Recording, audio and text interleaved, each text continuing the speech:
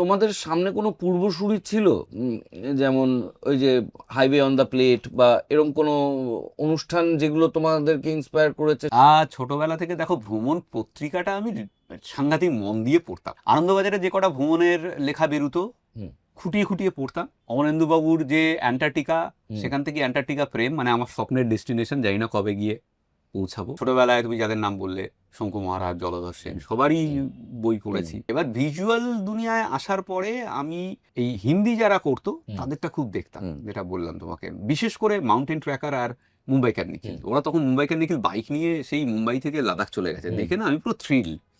আমার তখন মনে হলো যে পাচ্ছে, আমি কেন পারবো না। তো এরা খুব ইনফ্লুয়েন্স করেছিল। আর একজন ছিল ড্রিউ বিন্সকি, এখনো করে, খুব সুন্দর। এরা মোটামুটি একটা ফিল্ড সেট করেছিল, আমার মাইন্ডের মধ্যে বসে গেছিল যে কি করলে ভালো হবে বা কি করতে হবে। এদেরটা দেখে দেখে মোটামুটি শিখেছিলাম। পুরোটাই কিন্তু সেলফ টট, মানে কেউ হাতে ধরে শেখায়নি কিছু। এডিটিং নিজে একদম, যা কিছু আটকেছি সব ইউটিউব দেখে।